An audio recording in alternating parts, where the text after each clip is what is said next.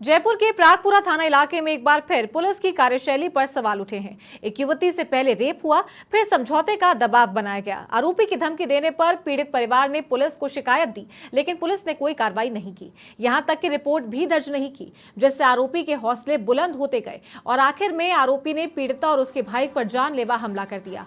आरोपी ने भाई बहन को गोली मारी, धारदार हथियार से हमला किया और फरार हो गया। अब दोनों भाई बहन जिंदगी और मौत से जूझ रहे हैं। एसएमएस अस्पताल में उनका इलाज जारी है और इसी बीच डीजीपी ने मामले का संज्ञान लेते हुए जयपुर आईजी और एसपी से मामले की रिपोर्ट मांगी है और दोषी पुलिसकर्मियों के साथ आरोपी पर सख्त एक्शन लेने के निर्देश दिए हैं।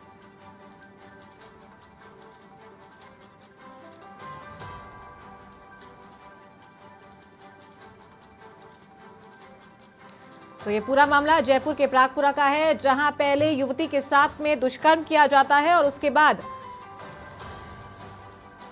उस पर धारदार हथियार से हमला भी किया जाता है। और ज्यादा जानकारी लेते हैं हमारे सहयोगी यादवेंद्र शर्मा से। यादवेंद्र, क्या है ये पूरा मामला? विस्तार से आपसे जानना चाहेंगे कि पहले उस युवती के साथ में दुष्कर्म किया जाता है, रिपोर्ट दर्ज नहीं होती है, फिर उसके बाद उस पर हमला किया जाता है, उसके भाई को भी घायल किया जाता है। देखिए चारू, मैं बता दूं कि जून 2023 में ये घटनाक्रम होता है और एक शख्स जो पीड़िता है उसके साथ यौनाचार करता है, दुराचार करता है और उसके बाद पीड़िता मुकदमा दर्ज कराती है। मुकदमा दर्ज करने के बाद पुलिस इस पूरे मामले में कार्रवाई भी करती है। कार्रवाई करने के बाद आरोपी को गिरफ्तार किया जाता है और जेल भेजा जाता है।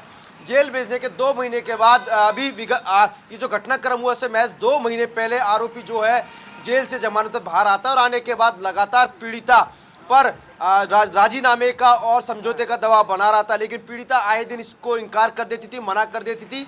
लगातार आरोपी जिसका नाम जो राजेंद्र यादव है, जो अपने साथियों के साथ लगातार प्रेशर बना रहा था, पीड़िता को धमका रहा था।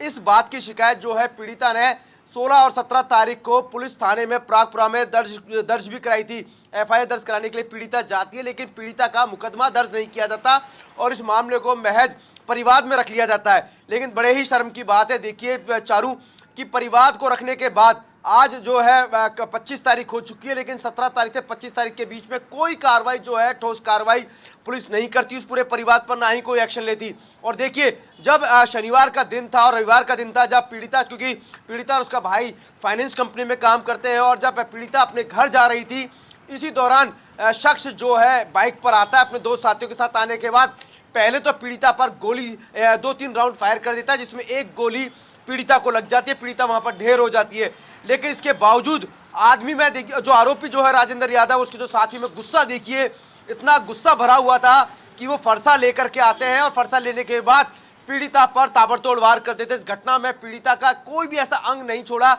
जिसपे इन बदमाशों ने वार नहीं किया हो। पीड़िता जब तक अधमरी नहीं हो जाती तब तक लगातार बदमाश यहाँ से फरार होते रहते हैं, वार करते रहते हैं। उसके बाद उसका भाई है वो अपनी जान बचा करके भागता है और लगातार मदद की गुहार करता है। और ताज्जुब की बात तो ये है, महज 20 मीटर की दूरी पर थाना था जहां पर एक घटना कारित होती है, उससे महज 20 मीटर की दूरी पर थाना था, लेकिन पुलिस चीखने और चिल्लाने की आवाज सुनकर नहीं आती है। पीड़ित उसका भाई है वो जाता है और उसके बाद पुलिस को बताता है।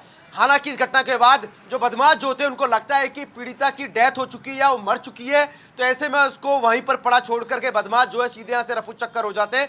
हालांकि घटना के बाद पीड़ित जो भाई था, हमारे सहयोगी गिरिराज भी कोटपुतली से हमारे साथ लाइव जुड़ गए, उनका भी रुख करते हैं। गिरिराज, कोटपुतली का ये पूरा मामला बताया जा रहा है, पहले पीड़िता के साथ में दुष्कर्म हुआ, उसके बाद में उस पर हमला हुआ है, पुलिस ने भी उनकी नहीं सुनी थी, रिपोर्ट पहले दर्ज नहीं की गई थी।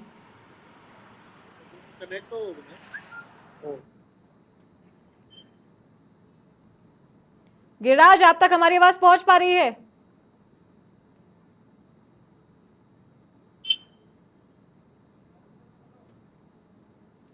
लगता है गिरिराज तक हमारी आवाज नहीं पहुंच पा रही है। यादवेंद्र, आपका रुख करते हैं, क्या कुछ कह रहे थे आप, क्या अपडेट बता रहे थे? चारू, इस पूरे मामले में एक बड़ा सवाल यह है कि पीड़िता लगातार कह रही थी कि आरोपी लगातार थाने में बैठा रहता है राजेंद्र यादव और लगातार धमकी देता है थाने की। पीड़िता का जो आरोप है, पीड़िता के जो पिता का आरोप है, वो ये कहना है कि मेरी बेटी वो थाने में जाती है, लेकिन वहां पर जब राजेंद्र यादव बैठा मिलता था तो उसको डर लगता था कि कहीं पुलिस इस पे ही कार्रवाई ना कर दे। और देखिए, वो लगातार गुहार कर रही थी, लेकिन उसकी नहीं सुनी गई और रिजल्ट क्या आता है? आज पीड़िता जिंदगी और मौत के बीच में एसएमएस अस्पताल के अंदर जूझ रही है और पुलिस ने इस मामले में अभी तक जो एक हमलावर को पकड़ा, बाकी हमलावर अभी तक फरार चल रहे हैं। मुख्य आरोपी राजेंद्र यादव जिसने हमला किया है वो अभी तक पुलिस की पकड़ से दूर है। हालांकि हमारी जब उच्च अधिकारियों से बातचीत हुई, सबसे पहले हमने एसपी से फोन लगा करके बातचीत करनी चाहिए या ठीक है IG से अरविंद, बातचीत बहुत करनी शुक्रिया इस चाहिए, तमाम जानकारी के लिए। तो ये थे हमारे सहयोगी यादवेंद्र शर्मा, हमारे साथ लाइव जुड़े थे।